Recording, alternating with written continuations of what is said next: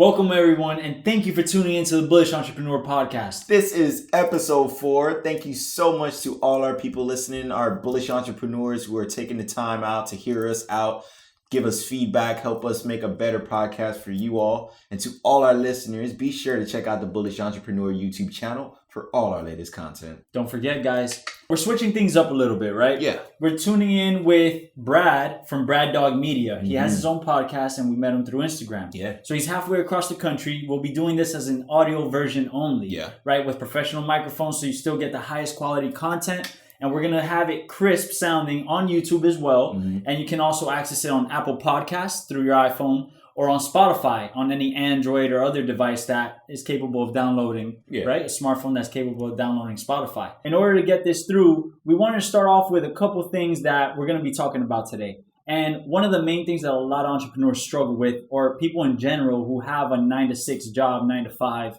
that want to make a little bit of extra money, but they don't essentially want to build their own business. It's just about making a couple $100 so you can go on that extra vacation or start up that new venture, whether it be a podcast, whether it be opening up a business out of the garage of your house, anything. You need the funds for something to get it moving. And essentially that's what we're talking about today. And Brad actually highlights that perfectly. He's somebody who works a full-time job, 40 hours. He's married. It's the perfect example of somebody who is still out there building these side hustles, but living the full-time life that people seem to make a lot of excuses for. It's crazy because I was surprised he had all these extra responsibilities, man. Like I don't know, for some reason it didn't come across that way, but wow, I was surprised. But when he showed us, he let us know straight up. And he was just like, man, hey, regardless, you still got to get going. And I think that was one of the main key topics in this podcast, where I feel like a lot of you are going to be able to relate to and also just enjoy, because you'll see that there's alternatives still. And, we're not making excuses here. We're really trying to do what we set our minds out to do and what we set the goals out for, and what goals we set out for ourselves. So this is going to be great. I know you guys are going to enjoy. I know we have. So yes, it was an awesome, that's probably one of the best experiences, right? And knowing how to start is one of the toughest things that, people struggle with. It's about getting that first step, right? Getting your feet wet is always the toughest part. So we want to show how the average people can do it. And, Abdullah and I started up this podcast, not really having any experience, if at all, being in front of a camera and talking about the different things that we go through. But in the essence of trying to journal and show our experiences to the world, we found that this is the best way and the most raw way to show the world how to do it. And it's by journaling your experiences from the beginning, not once you've already built that company and made it. No, from the ground up, bro. You got to let them know exactly what it took, the scars you've bared, and basically the moments where you felt like you just wanted to quit and you wanted to give up. Those are the heart-wrenching moments. Those are the heart-wrenching moments most people tend to not talk about a lot, or don't want to make themselves vulnerable in that way in which they want to be seen. They want to be seen as this ironclad person who's made it and that's it. Nah, there's a beginning, a middle, and an end to everything. So you guys are going to love this. I know you will. And I appreciate you guys from the bottom of my heart. We both do. Yes. For tuning 100%. in and engaging with us on this journey. It's really something that we take pride in. And we love the following, and we love the audience that we thought we never would have. So it's really great, man. Thank you so much. And it all starts with listening to yourself. Yeah. Right? Giving yourself that voice and not worrying about judgment. Yeah. So this podcast is packed with a lot of valuable information, and you guys are going to absolutely love it. We won't waste any more of your time. Keep watching. Stay tuned. So yeah, man, I know we only got to talk a few times before, and it's mainly just through voice notes or messaging. So it's kind of interesting that, normally we would have done like that interview before, so we get to know each other.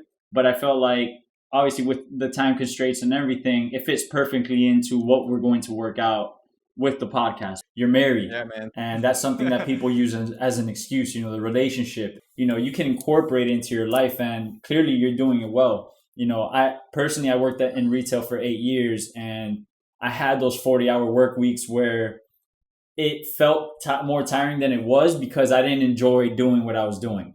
Now I'm working 12 to 16-hour days like nothing. Sometimes I'm up for 20 hours before I get some sleep. And I'm starting to realize that it's really the passion that you have behind it you're going to find that energy in you. I mean, I'm cramming in time left and right, just wherever I can to try to get it done. Yeah, so one of the trickier parts is just the time issue. To be honest, I think I've figured out really a way that I've been able to get a lot of work done on the side without really interfering with like my personal life or anything. Like some of that time has to go to my wife and family, but what I figured out, and I'm actually going to do a podcast about this separate, I think, like you guys voted on Instagram about the topic next week about finding extra time outside of like the 9 to 5. But for me, if I'm able to get work done 4 to 6 a.m., 4 to 6 p.m., roughly, 4 hours a day, 5 days a week, and then I have tons of time on the weekend, getting to 30 hours actually isn't that hard. I think a lot of people just see like the 40-hour work week is such an issue. I work a full-time job. There's nothing outside of that. But how much time are you spending on Netflix and playing video games, So I cut a lot of that out and I've just been making it work. That's awesome, man. Yeah, me and Bundar was having a talk. I think it was yesterday, right? About Drive. It was, yeah. And trying to figure out, what you can use as like an incentive to give you that push to keep going. And like we were like basically helping his uncle out with some lumber. And I've been editing these past. Not some lumber. It was about 200 pieces of lumber. It was quite a bit of lumber. It was worth 3 pergolas worth of lumber. Yeah. So it was, put it like this, it was a long day, and we've been editing and stuff like that. And on the way back, I was just saying to myself, man, I got to figure out how I can muster up some energy, to really get back to editing because I'm like super drained right now. And Baldar like kind of just hit me. He was just like, man, like are you going to treat it like a nuisance or something that's annoying to you? Or are you going to figure out how to make it something that's positive and look at it in a different way and not put any negative connotation towards it and basically help it fuel your drive to want to get things done? And, that actually was an enlightening moment for me because it was just like, wow, yeah, I didn't think about it that way. And I probably didn't even think about coming off the way I did. Simply because I was just tired. It was just like a gut reaction. But in order to get things done, we got to have some sort of incentive that gives us that push to want to keep going towards, completing our goals and stuff like that. And also the accountability piece. Yes. Because like, even though we're partners in this and we're doing it, like we hold each other accountable every single day. So like, certain times where I'll notice he says something that he doesn't think of negative. It's just like he said, he's like, he was just tired. Like we just lifted a bunch of lumber. He goes, damn, now I got to go home and get this editing done. If you let yourself feel that way and kind of dive into that notion that, hey, I'm going home, now it's time to relax, and opposed to I'm going home, now it's time to work. Yeah. So it's a whole mindset shift that, even though we're trying to be positive every day and trying to build not only content, but have this content be practiced in our own lives, and just work on it every day to be better ourselves and become an example for people, not just by telling people, how they could better their lives, but showing that, hey, we also go through the same trials and tribulations. And a lot of it is holding each other accountable, calling them like, yo, are you awake? Because, we'll start trading in the morning, and Abdul's just learning to trade. Yeah. I call him and be like, hey, are you ready to go on the call? He's like, yeah, I'll be there in 15 minutes. We'll get on a Zoom call and just take off from there. But, something that we're going to get to that part in the second half. I feel like, when you and I spoke, we spoke about what you do with Amazon. And of course, being that we're going to bring that back to managing your relationship with your marriage and having a full-time job, because you work 40 hours, right? Yeah, 40 hours. What was your work ethic like as a kid? Like, who was Brad as a kid? Did you always have that mentality that you wanted to, create something bigger than yourself, or you just kind of went at it, at trying to make money from different angles? What was your initial intention? Yeah, so there were probably a few signs early on that would be kind of a telltale sign that I would want to try to do something bigger down the road. So me as a kid, for one, I was super competitive in sports. That was a huge thing. I mean, that was what I lived and breathed, really. So yeah, I played competitive baseball. We'd play like 15 tournaments a year, play like 70 games a year, like in elementary, middle school. And I loved it. And between like late elementary school through high school, that was every summer. Like, between April to late fall. Yeah, every year was baseball. So super competitive naturally. So that's one big thing. Something interesting that's come up recently that I didn't even think about would be like a sign of anything, but so Gary Vee's all of a sudden getting into baseball cards. Well, not all of a sudden. He used to always do that. As a kid in elementary school, I would collect baseball cards and like not even based on like what I thought was cool and wasn't. I was so into the value and like seeing like, oh, which player is going to be good in 10 years, like seeing the type of investment I could make in baseball cards. And like I still have tons of them. I probably have like thousands of dollars worth of cards I'm sitting on. I didn't even think of that at the time, but yeah, I'm always trying to invest in myself and in the future and super competitive. So you know what's crazy about that, and we also played competitive sports growing up. Being in Miami, it's not really a sport you can pick. My main sport that I chose was baseball, and he chose football.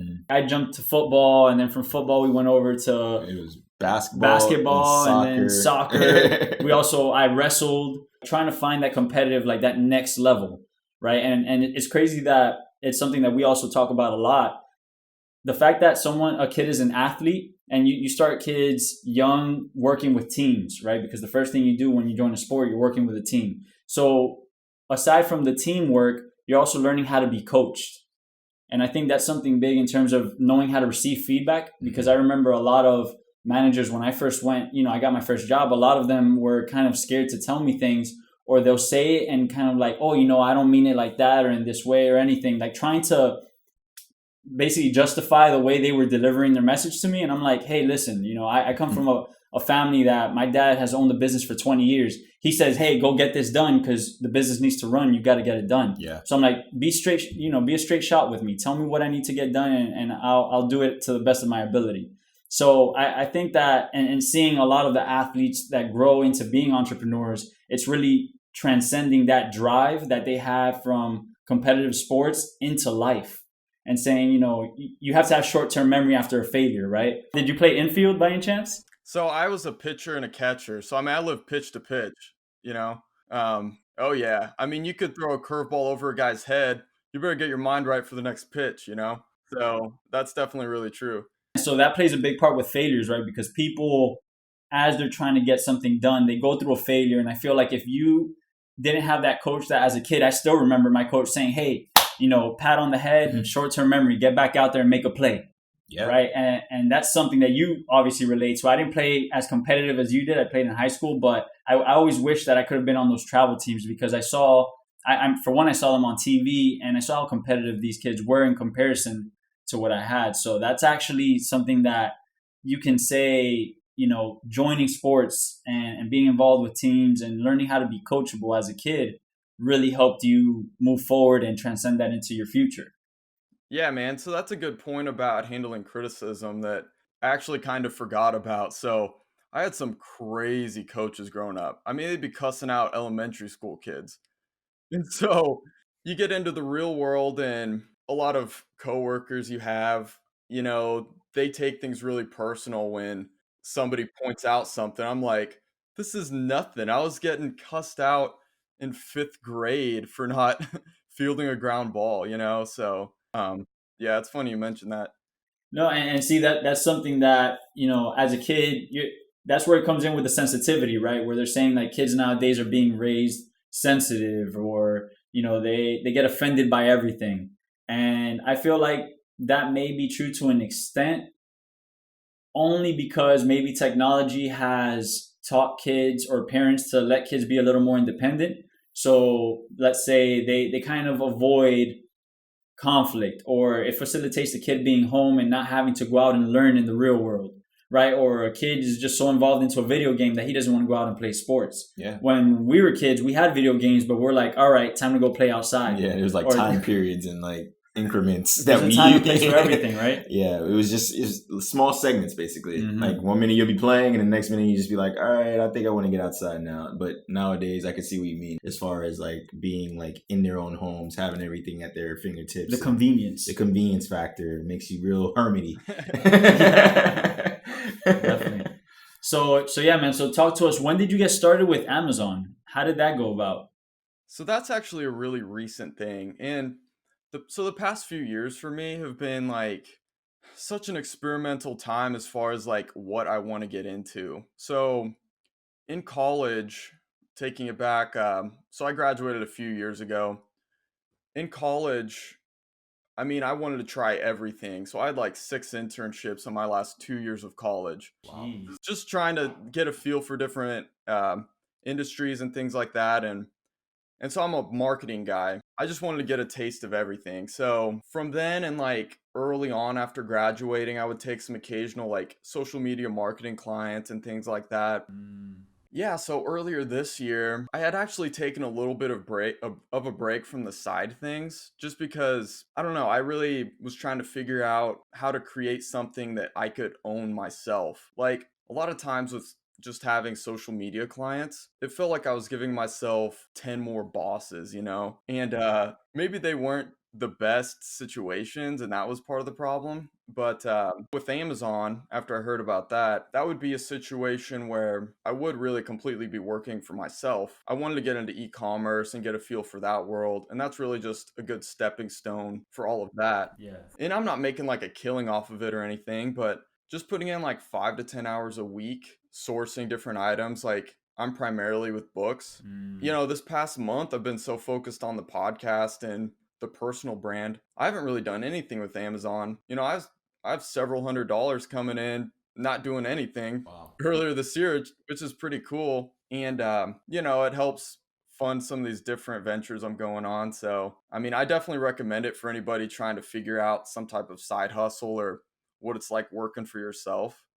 And it's a really good stepping stone at minimum. I mean, there are people out there making a killing if you really want to get into it. Well, see, that's the thing that we wanted to focus more on, not the people who are out there and have already replaced their career with, that side hustle, but since we're in the first stepping stones and showing everybody how to get started, this is like the perfect moment to do this interview Yep. because you fit the criteria perfectly, and not to throw labels, but the majority of the country, and I don't want to say the world because I don't know how the rest of the world is, but I know the majority of the country strives for that American dream. Yep. And a lot of people think that that has to do with having to, make $1 million or start up a company and make that company very successful, have a certain amount of employees. Some people may have 6 employees and they don't think they're successful until they have 10. When in reality, it has nothing to do with how many employees you have. It's more of an ego thing.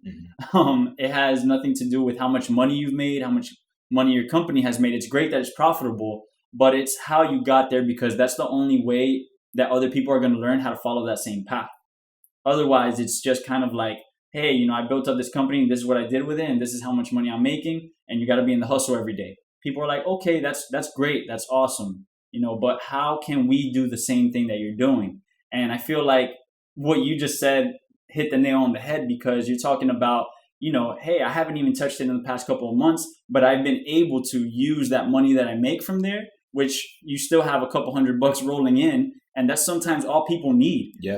That people don't want an extra $20,000 a month, an extra 10. I mean, maybe they do, right? But essentially, if they're going to keep their job and they want to come up with a source of passive income where that money is just coming in, an extra $200 a month can really be beneficial to families for groceries, for, gas, doing other ventures, and kind of being able to say, hey, you know what? I can call out today and work on my side hustle. And just because I have this extra $200, $300, $500 a month, or I can take this vacation that I couldn't afford to do before, but now I have that extra cushion. And I feel like that's what the majority of people, not everybody wants to be entrepreneurs, but they can have that bit of entrepreneur in them, where if you can make that, if you can show someone and demonstrate how you can make an extra couple $100 a month, that's more relatable and something that people would rather watch than say, hey, here's how I built my multi-million-dollar company, because essentially people don't want that same dream. Some people don't want to run their own company. Yeah, it's true. And there's so many similarities between our podcasts, I feel like. Yes. And that was the thing. So to take it back a little bit, I never thought I'd make a podcast this early because honestly, at least like to my standards, I don't feel like I've done anything. Like who am I to start like giving advice? But it's more about you guys probably relate. We're right on the same page as you. Literally the same page, bro.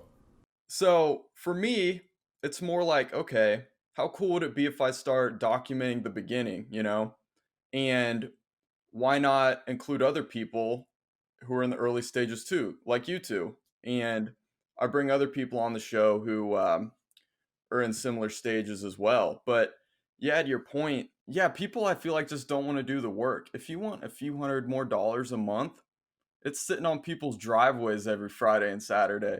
If you just put, 5 hours of effort a week, say you have a spare 20, $30, you can get hundreds of dollars worth of items from garage sales and flip them online. It's crazy.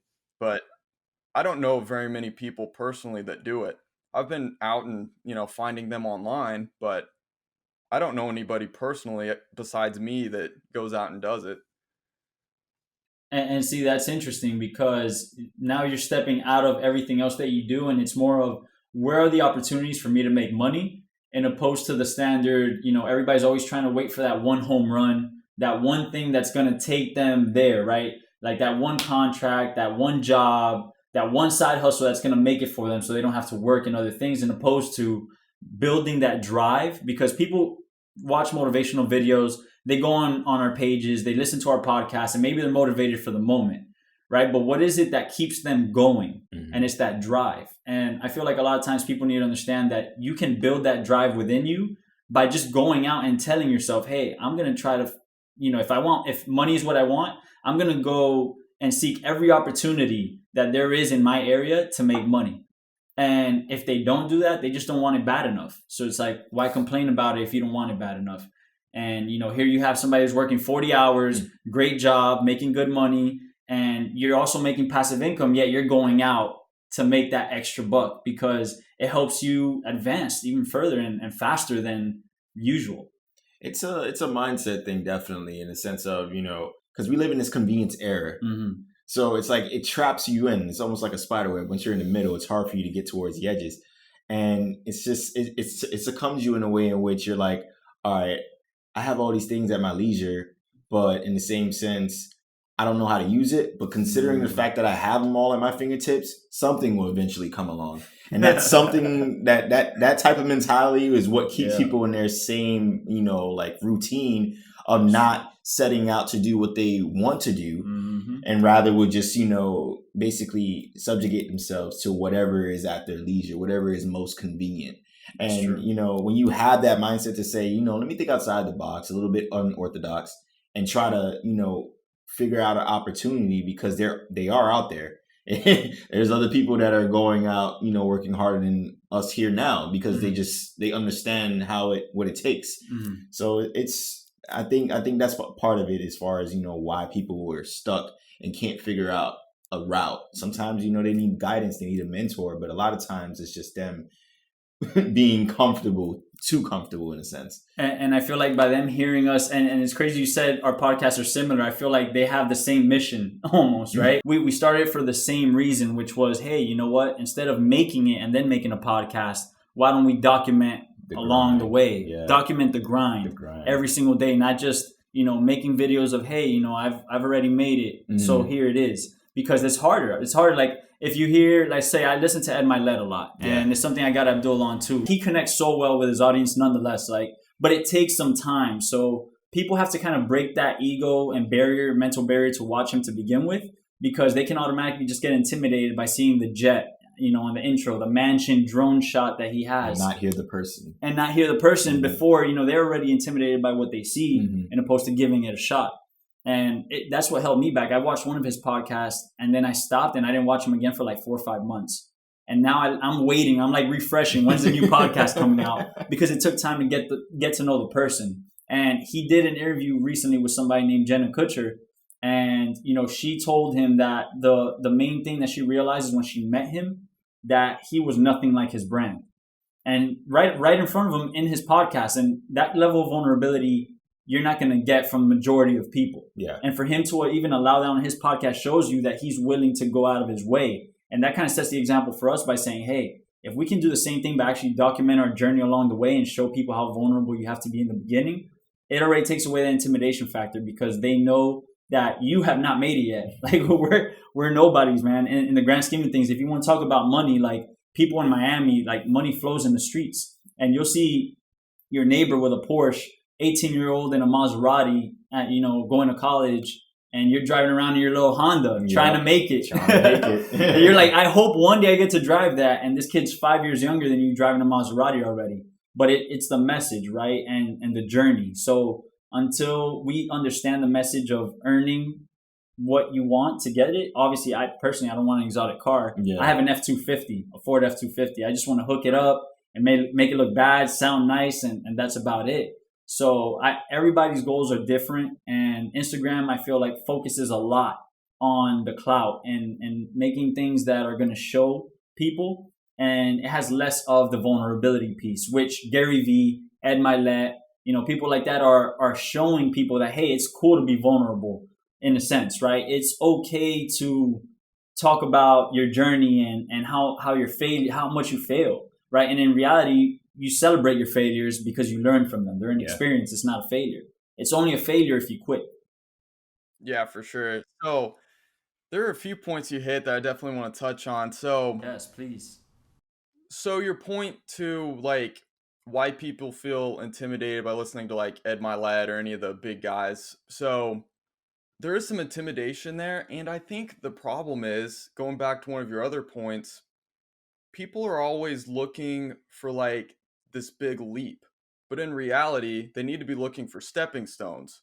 So like, I'm not going to make a fortune from garage sales, but I can start to build up some different things on the side to get me to the point where now, so I have a little bit of passive income. Well, I have bigger goals in business and marketing. So, that can help fuel that. Creating the podcast can help build a network, doing that. All these little stepping stones, you're not going to make this big leap all at once. So if you're just sitting around doing nothing, it's just never going to happen. Just don't expect it to happen at all. You have to take some steps first before you ever hit anything big. The lottery guys. The lottery, yeah. So the lottery people who just go to the lottery and just play, hoping to make it big. And it's like, why don't you spend that money and go, just go on Robinhood, buy penny stocks. Like, hey, you can just go and buy penny stocks. And that's something that we were going to get into in our future podcast and talking about the digital convenience and tying all of not only letting people know that it's easier to do now than ever, which is build side hustles. And, you don't necessarily have to go do the labor of going and doing garage sales, going out and doing, let's say, car washes for people, although that's available. Mm-hmm. That's something that you can go out and still do if you're not the type of person that likes being on your computer or phone or anything. But in a sense that personally, I hated being on my phone for work. Like when I first started and I quit my job, and really I only quit it after a year and a half of trading and where I was consistently profitable. So we'll get to that point later. But the main reason for it is I hated being on my phone. I hated social media branding. Yeah. And Abdul was getting over that hump too. He's still kind of like stepping stone over it. And in reality, I've now just finally accepted it. Like, you know what? If I'm on my phone this long, it's because I have to build my brand. I got to put out content, not just a lot of content, but quality content. Mm-hmm. Things that are going to hit people in the fields and help them understand our struggle, and that their struggle is the same thing that everybody goes through. It may be a little different on a separate path, but essentially we're all going down the path for betterment of ourselves, for the betterment of our families, be able to support them and just build generational wealth. So it's interesting to tie all that back in with the digital convenience, because there's many other ways to make money. And one of those ways, I actually helped a coworker on my way out of T-Mobile. In my last 2 months before I quit, she saw that I was trading and she's like, hey, I'm interested. I want to get into it. And we have, in all of our niches, I feel like we have these people who kind of ruin it for everybody, right? They poison the well. And the way they do that is, especially the FX guys, they're annoying. They comment on me. They comment on my page and they're like, hey, dude, do you want to buy Bitcoin? And I'm like, no, I'm already invested in crypto, but thank you. Like, it's okay. Or, hey, do you want to turn 500 into $100,000 within 3 months? And for whatever reason, they spread out the amount of time. So it just keeps you thinking like, oh, okay, if they said 5 days, I wouldn't believe them. But they said 3 months, it must be real. Mm-hmm. So they're just getting smarter with the way they're pitching things to kind of get money out of people and scam them. Yeah. When essentially, I was kind of brought into it by my barber, who was like, you have all these marketers out there who are just marketing and they get paid to bring people in. And he goes, hey man, I just made $700 within 3 days. So like, I feel like in every niche, you're gonna see the people who are out trying to scam people. And in trading and Forex trading, especially, you have the people that come out of companies like iMarkets Live, which is not necessarily a scam because you're getting people to sign documents, obviously electronically, and they're pretty much approving everything that the company is giving them, which is like a monthly payment of $160. So they could teach you how to trade, and they tell you that if you get 2 people within your first, I think it's like first month or something like that. First month, if you get 2 people in, that your monthly membership will be free. So the problem with that is I didn't grasp the whole idea of trading for like a good 5 months. Like I understood what I needed to do. I didn't understand how I needed to do it. I didn't realize that a lot of it was discipline, being in tune with myself, with my own psychology, recognizing when my ego is coming out when I'm trading, the greediness that comes with it, because although I'm not a greedy person at all, when it comes down to trading, you get greedy when you're making a little bit of money and you're like, you know what, I'll hold this a little longer because I want to make a little more, and opposed to looking at the chart and saying, hey, it's reaching a level of resistance, which is a ceiling, or a level of support, which is the floor. And at that point, it's advisable to take your trade out, because if it's reaching a high level, what we call key levels, let's say on the weekly time frame, which is just a matter of the candles are spread out into weeks. So the higher the time frame, meaning the daily, the weekly, the monthly, the stronger the confirmation is that if, let's say you were buying a particular currency and it starts reaching that level of resistance, you want to take your profit out, because at that point it can reject really hard and come back down, and you could lose your trade or not make any money. And it's normally that greediness that keeps people throwing their money kind of into a fire. And so I was like, all right, here's this company who's bringing people in and they're telling them to get 2 other people. So now there's one person who knows absolutely nothing about trading, and it takes sometimes 4 years to grasp. Now the learning curves are sped up because there's so many resources out there. YouTube, there's courses that you can buy. And if you really do your research, like in anything else, with the right mentors, you're going to get the proper information that you need to help you succeed. And then besides that, it's kind of like the post we did yesterday with all the ladders. Yeah. Right. All the ladders were spread out on the floor. The guy only needed one to get over the wall. And so what happens is people start jumping from one course to another mentor, waiting for that leap, right? Yeah. That huge leap, that one person who's going to give them the secret sauce. The eureka moment. The eureka moment. So it's like, no, the eureka moment is diving into your computer with this 42-inch I have right here every single day, splitting all 4 screens up and just diving right into it and staying on there for 20 hours out of the day to understand how the market moves. So there's so much that went into it that I was realizing, okay, so this one person is going to bring 2 other people in. He's going to tell those 2 other people to get 2 other people, and so on and so forth. So by the time 6 months have rolled around, you have maybe 20 plus rookies, beginners, who know absolutely nothing about trading, but are teaching each other about trading.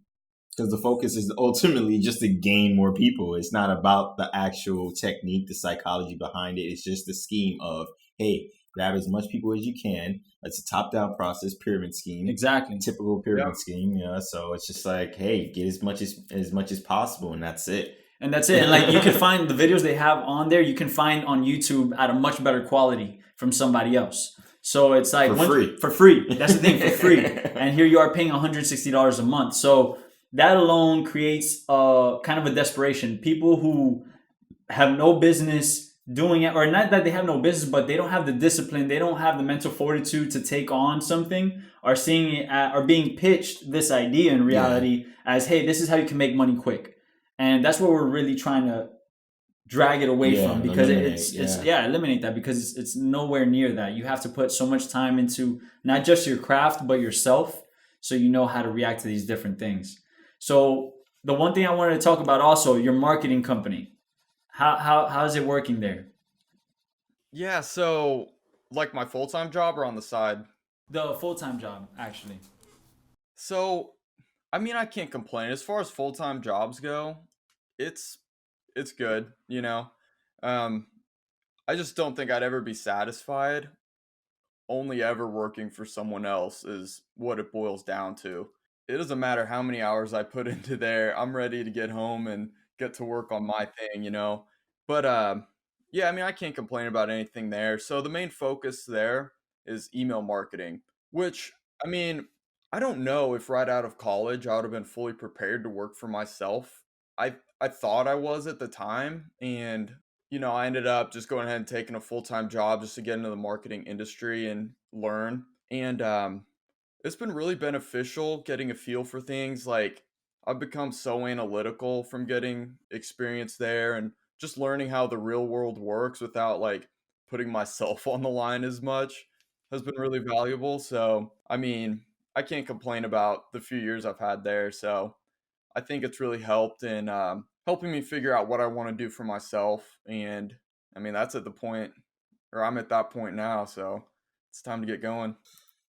All right, so on the topic of job security and the failure that comes with losing a job or being fired from a job, whatever the case may be, like I know I've had my fair share of struggles too. Like a little backstory on me, I was doing retail at Old Navy for like quite some time. I want to say from my college. I remember those days. I want to say 2012. Yeah, college days, beginning of college, all the way through up until 2017 when I left and went to NBC. But in that time, bro, I tell you, man, it was tough. And from that point on, I was trying to find my way out. Finally did get to work in like what would be considered my dream job. I'm working with a big name television, NBC, but the local station here in Miami, NBC6. And I'm there and I noticed the feeling is still there. Like I'm in a position now where I got a big name behind me. I feel great. I feel confident about myself, and yet I don't feel fulfilled. Like I still feel like there's something missing. There's some void, and it was temporary. It was a year contract thing. I got done with that, and I went on to pick up another job. And I was like, Abdul, are you gonna keep falling in the cycle of working for other people? Or are you just gonna do what you say you've been trying to do for the long run and go and start your own business? And I tell you what, man, I was in my little rut for a little bit, and then I saw my boy graduate from college, and it was just like all these different things were coming into play where it was like new chapters that were starting for each and every one of us in our circle. And I was just like, maybe this is my time to really like take that leap of faith. So I want to say to you just basically, how has that like resonated with you in the sense of that lack of fulfillment? Is that part of your drive? Is that something that helps you keep going despite you having your full-time job and you working and feeling, comfortable with your full-time job and still having the time, the balance to still work on whatever it is that you want to work on, personally for your own business? Does that kind of tie in together? And by simply reselling items, it's crazy, but you can like turn that into a means like of escape and get out of your current situation. I don't know if that's going to be like the thing I'm most focused on long term. I mean, I have a lot of other bigger goals, but Of course. it's at least like one of those great stepping stones, like I mentioned. I mean, you can set up an account on eBay or Amazon, source for items, do your research, see how much they're selling for on each given site, send them in, excuse me, and start making cash like almost right away, within weeks. And I mean, I think knowing that, and there are a bunch of situations like, whether it be reselling items or finding different online jobs, there's always ways to get out of your current situation if that's what you want to do. And I think a lot of people just get stuck, and that's pretty sad, really. But you just have to open up your mindset and be willing to work outside your 40 to make something better. You're Definitely. right. You're right. And something that, a great point you just brought up is, some people just want to go after it, and if they really want it, they'll go do something about it. And it's sad, but some people just choose not to because they get stuck. And the point of getting stuck is really their own confidence or lack of not. I mean, some people may not even be scared to fail because they're like, hey, my back's against the wall. If I fail, I fail. But getting started on that first thing, on that first step, I feel like is the hardest because being from Miami, we're raised on the inner city part, right? Where if anybody else comes into Miami, they visit the city, They go to South Beach. They go to downtown Miami. You've got these huge, beautiful buildings. The clubs are top notch. The restaurants are almost all 5-star. They're all waterfront, really. And I can tell you that out of all the waterfront spots, there's maybe 2 that are actually good. But, anybody just throws it out there. But people just want to be waterfront. They want to take the pictures. They want to take the selfies. And I feel like that's why we're so heavy on breaking the social media cloud, because we see it in Miami more than ever, more than anywhere else that I've really been to. And, I said a funny line the other day where it was like, well, I thought it was funny that if Instagram were to be born in a certain place, if it had a birthplace, it would be Miami. Yeah. And because you have Lambos, Ferraris rolling around the streets. I told you 18-year-olds driving Maseratis. I graduated from the University of Miami, which was my, I saw Ray Lewis playing growing up, Ed Reed, and seeing these guys completely just kill it at the U and make it to the NFL, become Hall of Famers. A lot of other greats that came out of there. I wanted to go to UM because it was the Miami thing to do, and that's what I loved. When I get to the University of Miami, I realized the tuition was so high. I was blessed that my mom worked there for 20 years. She actually got in as a temp position. Mm-hmm. She got in, as a temp position for somebody who was pregnant. Mm-hmm. And the lady ended up coming back, but she was given another promotion, I believe. So my mom ended up keeping it. Oh. And because of that, all I had to do was obviously have the good grades, SAT scores, apply. And if I got in, then my tuition would be paid. So here's this, kid from Miami going in with his Integra. I don't know if you remember the Acura Integra, right? I called it the Teggy. I called it the Teggy. So I was like, you know what? I'm pulling in and I see these kids gold completely. I thought it was a gold wrap, and it was actually completely real gold Maserati. And the kid was 18 years old from Kuwait. And I talked to him, and his dad bought him that because he said he thought that the rest of the kids in Miami were rolling in cars like that. And so that he wanted to make sure he fit in with the rest of the people. He didn't stand out. And didn't stand out, like kind of like a prideful thing, right? Yeah. And I'm here with my car like, wow, these kids are, I hope that at 40 years old, I'm driving that car. At 50, I'll drive it at 70 years old. I'll be happy, right? Mm. But not because it's that Maserati or it's gold plate or anything, but because I feel like those kids already had it made. I'm like, why are they even in school? Mm-hmm. So it gave me a different perception, and I had everybody else around me trying to fit that same persona, where even if they weren't making that kind of money, they wanted to make it look like they're making that kind of money. So showing people that it's about what you want to do and not caring what other people do, that is really going to help you take that mental step to want to do something about your life. Because like you said, you wouldn't have even gotten started with Amazon if you weren't always somebody who was driven and wanted to find a way to make money. And that's something a lot of people aren't driven to begin with. They just want the money. Yeah. So it's about separating, the facts from the alternative facts. Like, okay, the alternative fact is that you want to get this done and you're making excuses as to why you can't. And then the facts are, this is your position. This is how much time you have in the day. Mm-hmm. These are the resources you can use.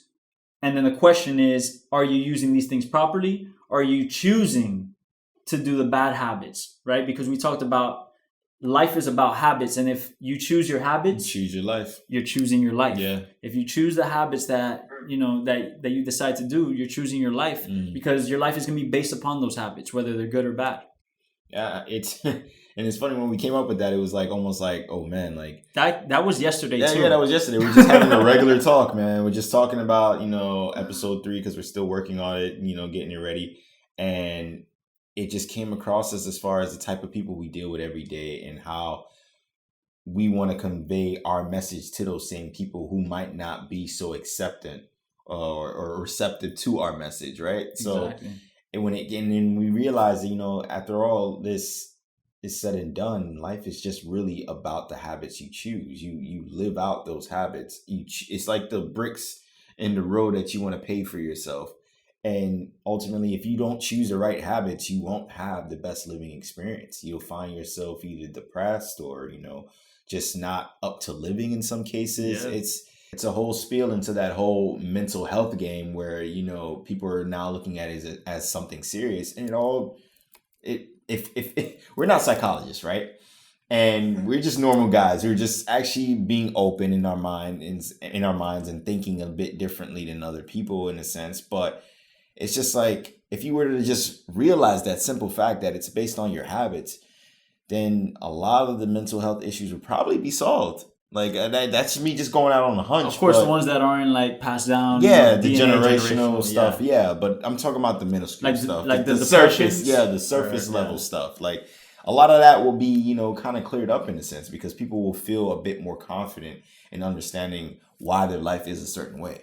And just to, right before, because I want to tie that right back into what you said in terms of everything, and also you mentioning, some people get to the point of depression where they may not want to live, when in reality there are people suffering from real depression. There's people who I feel put themselves into that depressive mode, and it's not necessarily they're putting themselves into depression, but they're filling their mind with so much negativity that it can lead them down that path to eventual, without them even realizing depression. Exactly. And so I feel like if people were to understand that it's not about the short game, but the long game, in the sense that even if you're playing for the long game and choosing your habits and doing these things, working every day, your 40-hour work week, come back home, start building your brand and working for something, you do that for even the people who may not understand that. Think of it as, if we were to die today, right? What would we be remembered as? And if people were to think of it that way, and not necessarily think that, hey, everybody lives until they're 80, 100, whatever the case is, that's what we would want to get to. But you have to understand that the reality of it is, the YOLO should be used for a good route. Right? Yeah. Not like you only live once, go out and do a bunch of toxic things that are not good for your health, that are not good for your environment, that is just going to throw you deeper into that hole. It should be a reality check. It should be a reality check. Like, YOLO, you only live once. Get all the right things done. Yeah. That goes back to social media. Hey, are you going to use it for entertainment, or are you going to use it for self-betterment? To learn new skills on YouTube, listen to podcasts instead of music. These are all small choices that we're making that changes the way we think, that changes the way we interact with each other and the people we attract. Because obviously, having this interview with you today is confirmation for people, for the audience, to see that we're not the only ones thinking like this. Yeah. You're not the only one thinking like this. And not only that, but we're thinking in the same way and having these interactions and communicating with each other about the struggle, about the grind, how we're trying to make it out. And we're trying to build these different things so that people understand it's okay for them to join in on the conversation. Join in on and ask us a lot of questions on our Instagram, Twitter. We're always asking, hey, comment. And I see you on your post too. You want people to interact.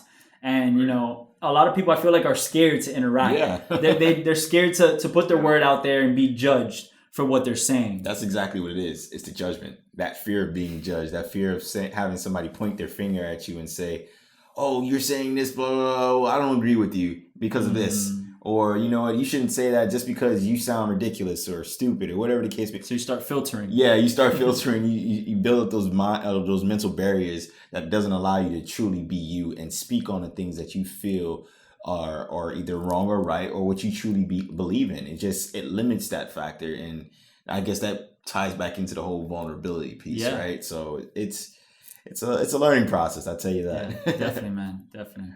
Yeah. So, and it's really cool. Us three have already figured out that mindset really at a young age. I mean, we have so much life to live. Like, man, it'd be a bummer if I figured out some of the things I want to accomplish at like 50. And it's like, man, well, wish I figured out what I wanted to do, 24 years ago. And it's funny you mentioned like people are scared to comment things on social media. But it's funny, if you ever do and I know you guys do them, like the polls and questions on Instagram stories. Now people interact a lot with that. So it's not that they don't have opinions or they don't want to share them, but like they don't want to, I don't know, use their own voice to do it. And they're scared to like really put themselves out there, Yeah. So like they have their opinions, but taking another step and writing your own comment, I mean, that's putting yourself out there too much. And people get nervous about that kind of thing. They would rather like and send a heart, Yes. towards somebody else's comment. And then if you reply to that person, then they're like freezing up. They're like, oh my god, they replied. Like, what should I say now? I think it's just a technological error that we're in, man. It's like a curse, bro. In a sense, it's a beneficial thing, but it creates this veil of I just want to be, behind the keyboard, and that's it. I don't want to be involved. I don't want anybody to call me out. Yeah, and it's like, yeah, I can hit a yes or a no, but it's like you said, and that's a key thing. It's they're afraid to use their own voices to say something, right? So a lot of people won't send voice notes. Personally, I wasn't somebody that sent voice notes up until about 3 weeks ago. Yeah. And then I got Abdul on it right 3 weeks ago. Like, really, or even showing my face in front of a camera. The podcast has been the first time us doing that. Yeah. And our first episode took us 30 days to record and edit. Just because we couldn't be our natural selves in front of the camera, we felt we had to filter what we were saying, be a different type of person, or whatever, feel likable, right? Yeah. But we were setting standards for ourselves that weren't necessarily really dared to from the get-go. Yeah. So it was just weird, man. Getting comfortable. You catch yourself doing that, and you're like, "Wait, what am I doing? Just be myself." And at one point, we're like, "Let's turn on the camera and just talk." Just how we're doing right now. It's like, "Hey, let's just talk and make it happen." I could jump into a few things off of that. Let us hear it. I was thinking about making a podcast, throughout the summer and in recent months. And so I actually met with somebody locally who has a pretty good sized podcast, and I was trying to get some feedback out of him and learn, what microphone should I use, what hosting platform, all these little details. He's like, dude, just start it. Get a mic if you want, or don't. Just plug it in and start recording it. The first handful are going to suck, but that's okay. Just start going. So that's what I did. I recorded that next week. I had 3 podcasts recorded within a week. I'm like, all right, yeah. So if I'm going to suck at the beginning, I better knock them out quick so I can start actually getting good. And so, yeah, it's been really cool to get into. Yeah, it's funny you mentioned being a little camera shy and stuff. So I think up until probably 5 or 6 months ago, I would have been the same way. But it's weird how the timing works. So I actually took part and acted in this movie over the summer. Oh, I saw that on your page, actually. Yeah. So I actually just interviewed the maker and director, everything in the last podcast. So, man, after having a camera in my face for hours, it was weird how that worked out. And it was now for the podcast, I'm used to it at this point. So, what movie is it? So it's called Devolution. It's going to come out this winter. It's a sci-fi. Hank's gonna hate that I related to this, but have you seen Sharknado? Oh, but hold on, that movie made a lot of money though. Not that bad though. Yeah, man. So my buddy Hank, who made the movie, he would tell you that that's too cheesy, and they went a little too far. But still, people know the name. I usually throw that out there. It's similar humor. It's a sci-fi with a little comedy mixed in. So that's awesome, man. And so the audience knows too. It's called Devolution, right? Yep. When does it come out? So hopefully either December or January. Okay. December, January. That's awesome. Look out for it. Yeah, it's crazy. My buddy's telling me how a few distribution people have been calling him, trying to figure out ways to put it out, and I don't know. You never know what could happen, but apparently the trailer's gotten some pretty good feedback. It came out just a month ago if anybody wants to check it out. Devolution trailer. So. I was just about to ask you, hey, dude, is it up? I want to watch the trailer. I want to watch it. So the crazy thing about that is that led you right into your podcasting because you were put in front of that camera in that situation. Did you apply to be an actor, or how did you come about that role? Not at all. So yeah, my friend Hank, he's always been into creative story writing. I met him in college, and he'd always kind of talked about making a movie. All of a sudden one day I just see on Facebook that he threw out this little teaser trailer for this movie that he hadn't even really started casting for it yet or anything, but he made some social media accounts around this films brand, and wow. So I see that, I'm like, yo, let me be in this. It's always been a cool idea just to get in a movie, it's not like I've gone out to be an actor, but why not, And especially you had that connection, you're like, but see, that's a lot of people struggle even to do that. Hey, my friend's making a movie, do you need people to cast in it? Yeah. Even if it's free, join in. You never know where that's going to lead you. Yeah, man. Yeah, so it was a cool experience. And I mean, at the time, I didn't even plan on having a podcast anytime soon, but it prepped me for that a little bit. Getting used to the camera. Forgetting it's there. Yeah, a fly on the wall. Yeah, for sure. That's awesome, man. But yeah, I think we've covered everything else uh, for the podcast, right? Or for the most part, yeah. Is there anything else you would like to yeah, touch anything that on? you want to add, anything that you think something that hasn't been mentioned that you really want to say, or what your driving message is for your podcast essentially. Yeah, so I can get into that a little bit. So, I mean, it's really similar to you guys. Like, I find myself being able to relate more to people that are in a similar journey as me, or maybe one or two steps ahead. So I can get a little foreshadowing of like what I could anticipate happening in the near future.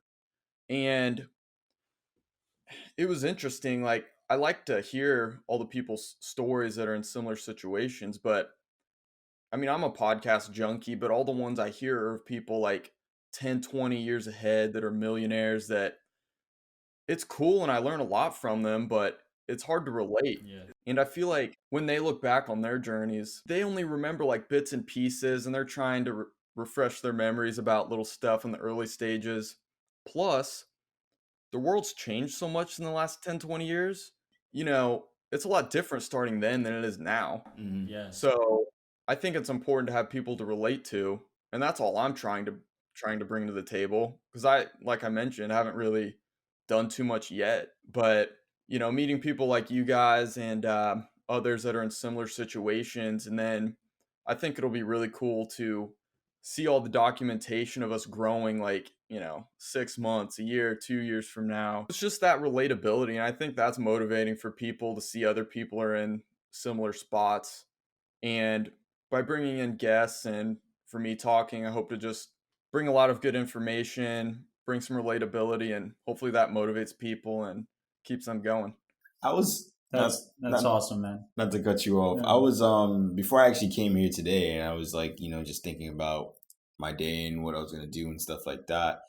And the podcast just came to my mind, and it was just like, man, like we I'm like thinking about the progression, right? Like how it started from an idea, and it was just in Really this good. up in the air conversation, Yeah. right? And we're just sitting there hearing each other out, and to where it is now, where we already have, our episodes lined up in a sense. We're putting out content. We're now incorporating other people's opinions, not just our own. And I was saying that same exact thing. We're our own guinea pigs. That's like our selling like core, right? Like we're our own guinea pigs in this whole journey, right? To help people understand and make them more relatable to us. And I was just saying, man, like, wow, our audience is still listening to us, even though we don't have all the answers. Why? Because we are relatable in a sense, Yeah. right? They can see the average Joe in us and say, well, these guys are still kicking forward. They're still trying their best to put out a message of some sort that is beneficial to the people. It's not for, likes or, views or whatever. We're not selling a mixtape, right? Yeah, we're not trying to sell a mixtape, Because down here you get everybody try to sell you a mixtape. Hey, listen Yeah. to my new mixtape. It's I'm dope, over here bro. like, hey, listen to my podcast. It's bro. so fire. But no, man, we're really just trying to give people knowledge, man, the best that we can, based on our own life experiences and our entrepreneurial journey. And I feel like the fact that people just want to be able to relate to others and just hear that they're not alone in some of the problems that they're going through.